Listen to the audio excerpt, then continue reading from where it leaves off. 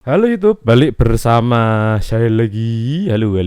Setelah beberapa waktu kita belajar bagaimana terbentuknya The Fed di Amerika Serikat, sekaligus pengaruhnya terhadap perekonomian dunia. Nah, sekarang saya akan menjelaskan The Fed-nya Indonesia. Siapa lagi kalau bukan Bank Indonesia?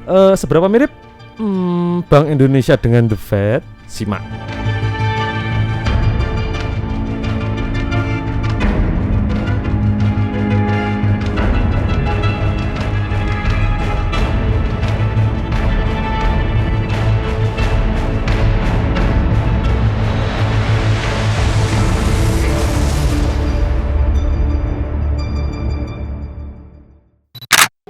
Zij van ingrijpende historische betekenis zal zijn voor het leven van de volkeren van Indonesië en Nederland.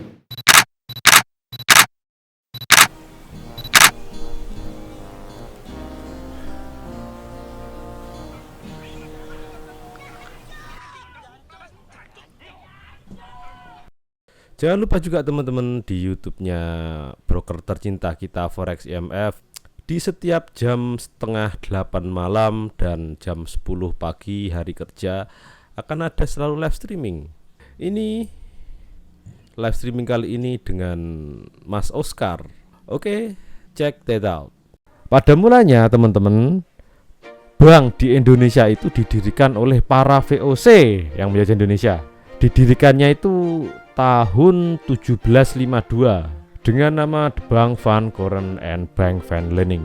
Bank ini bertugas memberikan pinjaman kepada pegawai VOC, walaupun pada akhirnya harus ditutup pada 1818 karena krisis keuangan. Sebenarnya idenya VOC membuat bank ini kayak koperasi lah gitu loh, kayak yang kita kenal sebagai koperasinya emak-emak itu loh gitu. Ayo, ini siapa yang punya duit berlebih, ayo siapa yang mau pinjem duit gitu.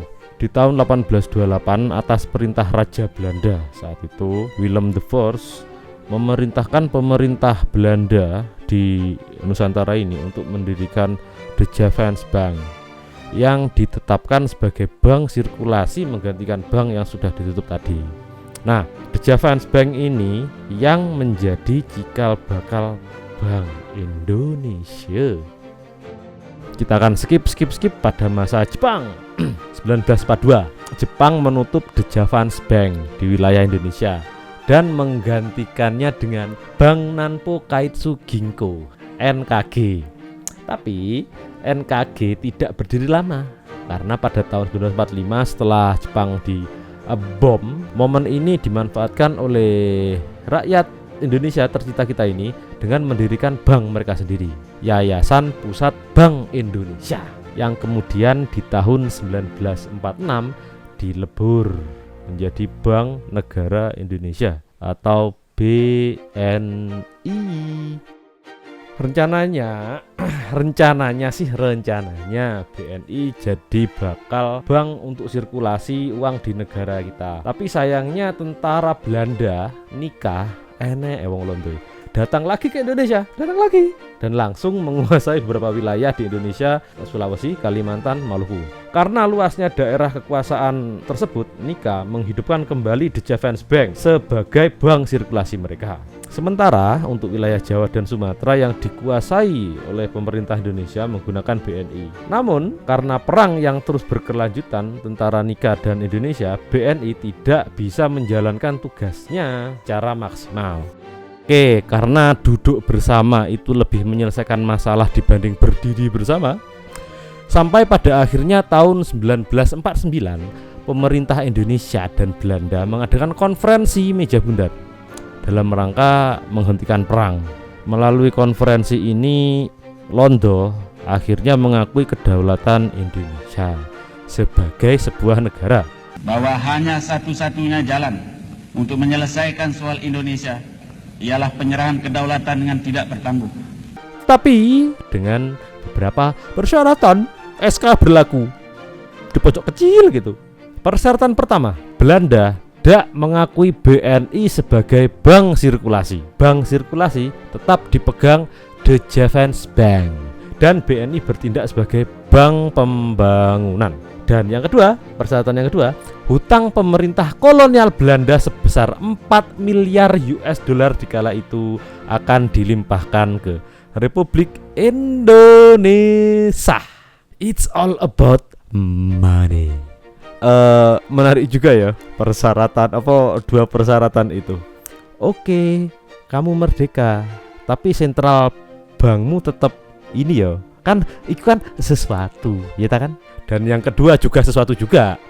Di sini ada nggak yang pernah ngalamin nggak merasa hutang tapi bayar hutang? Nah itu yang pemerintah dulu kita rasakan. Nah dari situ lama di pertengahan 1965 Soekarno kan orang pinter kan, dia mencium itu bau-bau neokolonialisme sing kelihatannya kok semakin lama makin tercium. Dari situlah di bulan Agustus 65, ingat ya, bulan Agustus 1965 Bung Karno memutuskan untuk menolak kehadiran IMF dan Bank Dunia di Indonesia. Bahkan dia keluar itu dari PBB. Bahkan 2 tahun sebelum Indonesia keluar dari PBB, Soekarno telah menasionalisasi aset-aset perusahaan. Banyak perusahaan dari Inggris, Malaysia, bahkan perusahaan Amerika pun kita nasionalisasi, ada yang kenasionalisasi. 1951 The Java Bank berhasil dinasionalisasi oleh bangsa Indonesia. Hore! Merdeka, merdeka, merdeka. Dan merubah namanya menjadi Bank Indonesia di tahun 53. Dan tentu jadi bank sentral. Tetapi walaupun dianggap sebagai bank sentral, pemerintah masih bisa mengintervensi kebijakan yang dibuat oleh BI. Contohnya adalah kebijakan untuk nyetak duit. Contohnya kebijakan mencetak uang sebanyak-banyaknya demi membiayai militer dan pembangunan proyek pemerintah pada saat itu. Intervensi oleh pemerintah ini terus terjadi sampai pada tahun 1998. Intervensi BI oleh pemerintah ini terus terjadi sampai pada tahun 1998. Salah satunya adalah pemberhentian, ini cukup terkenal, pemberhentian Gubernur Bank Indonesia pada masa itu, Sudrajat Djiwandono, oleh Presiden tercinta kita dong. Intervensi oleh pemerintah ini berakhir pada akhirnya saat Soeharto, presiden tercinta kita itu lengser dari jabatannya dan Undang-Undang Nomor 23 Tahun 1999 terbentuk. Isi dari undang-undangnya tersebut antara lain yang nyangkut BI. 1. Independensi Bank Indonesia, yang artinya dalam melaksanakan tugas dan wewenangnya tidak boleh dicampuri oleh pemerintah atau pihak lain. Kewenangan untuk mengatur moneter negara termasuk mengatur suku bunga dan mengatur mata uang kita, yaitu rupiah. Dari sini kita bisa simpulkan kalau ternyata sistem kerja Bank Indonesia ini itu kurang lebih sama seperti The Fed sebagai bank sentral. Ya maksudnya sama-sama memiliki independensi sendiri, yang artinya pemerintah kalau bisa ya nggak ikut campur dalam melaksanakan tugas dan wewenang BI.